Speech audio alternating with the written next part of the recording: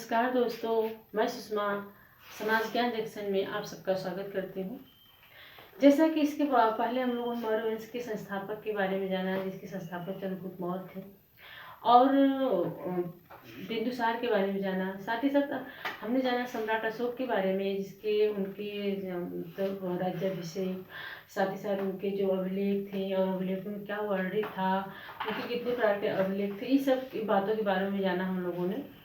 और उनकी जो विश्व प्रसिद्ध कलिंग युद्ध है उसके बारे में जाना, और उनका कैसे धर्म प्रचार करने के लिए किन किन कहाँ पे भेजे थे, इस सब के बारे में हम लोगों ने इसके पहले वाले क्लास में जान चुके हैं। आज हम बात करेंगे सम्राट अशोक का मूल्यांकन।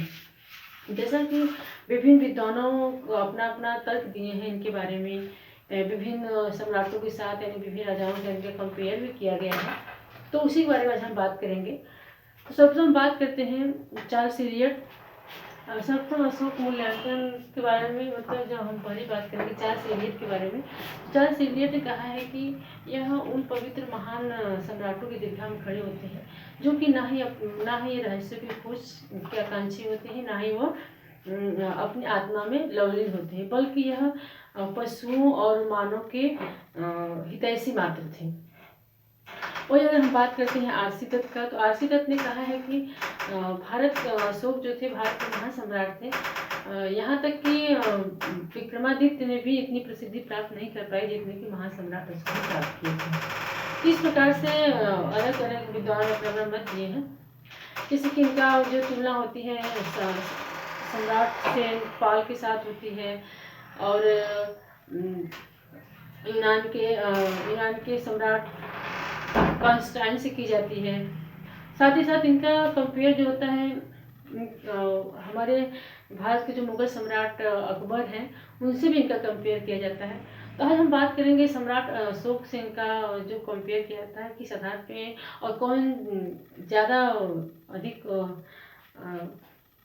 महत्वपूर्ण सम्राट थे उसके बारे में जानेंगे। तो जैसा कि दोनों अगर सम्राट कंपेयर की जाए तो दोनों ही मान लीजिए अशोक और सम्राट अशोक और अकबर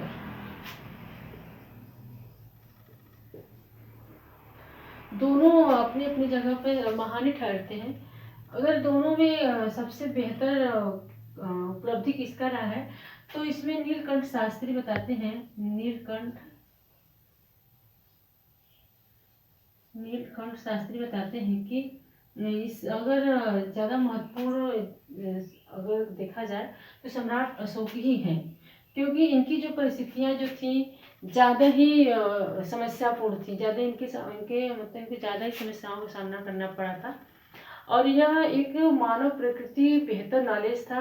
साथ ही साथ कभी वह अपनी सहिष्णु नीति से कभी विचलित नहीं हुए। तो इस प्रकार से माना जाता है कि सम्राट अशोक एक बहुत ही महत्वपूर्ण, बहुत ही सम्राट और विश्व प्रसिद्ध शासक के रूप में जाने जाते हैं। और ये सबसे ज़्यादा इनकी जो धम्म नीति थी ये ज़्यादा ही महत्वपूर्ण मानी जाती है, जिसके लिए वो बहुत सारे अपने पुत्र और अन्य लोगों को प्रचार प्रसार करने के लिए भेजे थे। इस प्रकार से इनका सम्राट अशोक का मूल्यांकन है।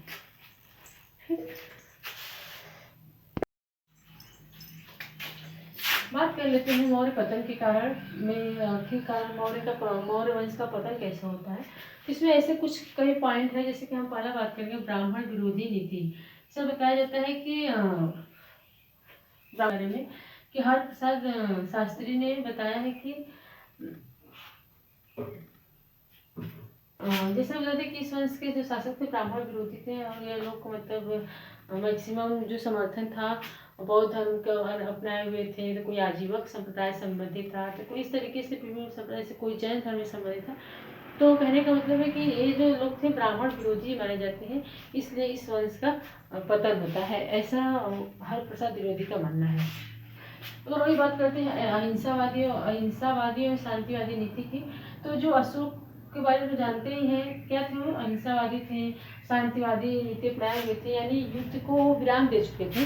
तो आखिरकार जब युद्ध नहीं होगा तो क्या होगा, जाहिर सी बात है लोगों का आक्रमण, बाहरी लोगों का आक्रमण होगा, जिससे कि राज्य का पतन होना आवश्यक हो जाएगा। वही हम बात करते हैं वित्तीय दुर्बलता। वित्तीय दुर्बलता की बात करें तो जैसे कि इसके जैसे बताया था कि जो इसकी प्रशासनिक व्यवस्था थी बहुत बड़ी थी, और उसके लिए सेना व्यवस्था भी बहुत बड़ी रखी हुई थी, तो उसके लिए खर्च बहुत ज़्यादा था। साथ ही साथ में जैसा कि अशोक ने बौद्ध धर्म अपनाए हुए थे, बौद्ध धर्म के लिए उन्होंने बहुत सारे दान किए, बहुत सारे स्तूपों का निर्माण किया, बहुत सारे कार्य किए, जिससे कि बहुत ज़्यादा अनावश्यक खर्च हुआ। ऐसा माना जाता है कि स्वामी बातें डीडी गोस्वामी बताते हैं वित्तीय दुर्बलता के बारे में कि इतनी बड़ी सेना होने की वजह से, साथ ही साथ प्रशासनिक व्यवस्था बड़ी थी जिससे ज़्यादा खर्च होता था। साथ ही साथ में यह मतलब बौद्ध धर्म अपनाने की वजह से बौद्ध धर्म के प्रति ज़्यादा इनका खर्च हो रहा था, जिससे कि इनके मंत्रियों ने ही इनके रोक लगा दिया कि राजकोष का खर्च बिना परमिशन के नहीं किया जा सकता है। तो इस प्रकार से वित्तीय दुर्बलता भी कारण बना मौर्य पतन का। अब बात करते हैं अति केंद्रीय प्रशासन। जैसा कि हम जानते हैं कि इन लोगों की जो प्रशासनिक व्यवस्था थी, इसमें केंद्र का हर जगह हस्तक्षेप था। जैसा कि केंद्र से लेकर के ग्राम व्यवस्था तक इन्हीं लोगों का हस्तक्षेप होता था, जिससे की वजह से लोगों के अंदर इतनी जटिल थी कि अशोक की मृत्यु के बाद अशोक की मृत्यु के बाद यह धीरे धीरे शिथिल पड़ जाता है, जिससे कि इसका पतन हो जाता है। अब बात करते हैं अयोग्य उत्तराधिकारी। इस वंश के जो अशोक के जो जैसे कि मगध साम्राज्य का हम जानते हैं उसके उत्कर्ष के बारे में, तो क्या होता है कि योग यहाँ पे शासक की श्रृंखला बनी हुई थी, इसलिए उत्कर्ष होता जा रहा था। लेकिन वही कड़ी अशोक के काल में टूट जाती है, जिससे कि अशोक के काल में टूटने की वजह से इस वंश का पतन हो जाता है। तो इस प्रकार से इस समय के जैसे कि हम जानते हैं कि जो मौर्य वंश का अंतिम शासक था वीरभद्र था, उसकी पुष्यमित्र शुंग के द्वारा हत्या कर दी जाती है, और उसकी हत्या करके नए वंश की स्थापना होती है, जिसका नाम है शुंग वंश। क्या है? शुंग वंश है।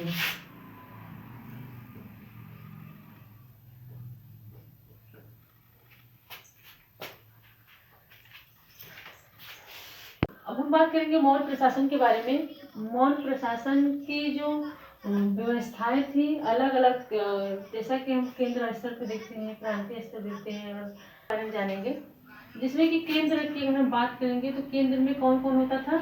सम्राट होता था, मंत्री होते थे, और मंत्री परिषद होती थी, साथ ही साथ में इसमें अध्यक्ष होते थे। ये किसके अंतर्गत आते थे? आपके केंद्र के अंतर्गत होते थे। अगर हम प्रांत की बात करते हैं तो प्रांत में कौन कौन होते थे? मंत्री परिषद यहाँ भी होती थी, और यहाँ पे राज्यपाल और राजकुमार, राज्यपाल या राजकुमार, मतलब राज्यपाल या राजकुमार हो जाता था। उसके बाद मंडल होते थे। मंडल को इससे कमिश्नर बोला जाता है, आज के दौर में कमिश्नर बोला जाता है। तो उसके नीचे क्या होता था? मौर्य प्रशासन में सर्वप्रथम सबसे ऊपर कौन होता था? केंद्र होता था। केंद्र के अंतर्गत कौन आता थे? सम्राट, मंत्री, मंत्रिपरिषद, अध्यक्ष।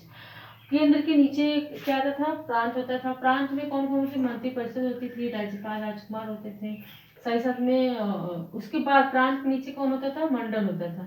जैसे कि आज का कमिश्नर की अगर हम बात करेंगे, उस प्रकार से मंडल होते थे। उसके बाद आता है आहार, जिसे हम जिला भी बोलते हैं। जिला के बाद आता है आपका स्थानीय, जिसमें 800 गांवों का समूह होता है। कितने ग्रामों का समूह होता है? 800 ग्रामों का समूह होता है। और द्रोण मंडल की अगर बात करते हैं, द्रोण मंडल में कितने गांवों का समूह होता है? 400 ग्रामों का समूह होता है। वही बात करते हैं खारवाटिक में 200 ग्रामों का समूह होता है। अब बात है संग्रहण में कितने गांवों का समूह होता है? 10 गांवों का समूह होता है। और सबसे छोटी इकाई जो प्रशासनिक व्यवस्था है, सबसे छोटी इकाई क्या थी? ग्राम थी। ये सबसे छोटी इकाई थी, सबसे छोटी इकाई मानी जाती है। तो आज हम लोगों ने अशोक का मूल्यांकन के बारे में जाना, और मौर्य पतन के कारण के बारे में जाना। साथ ही साथ मौर्य की प्रशासनिक व्यवस्था के बारे में थोड़ा सा हम लोग जाना है, और बाकी चीज़ें हम लोग नेक्स्ट पार्ट में जानेंगे। जैसा कि हम लोग अब जानेंगे, और आप कमेंट बॉक्स में बताइएगा कि सम्राट अशोक महान थे या फिर अकबर महान थे। आप उसमें कमेंट बॉक्स में लिखिएगा, और यदि वीडियो आपको अच्छा है तो लाइक और सब्सक्राइब करें।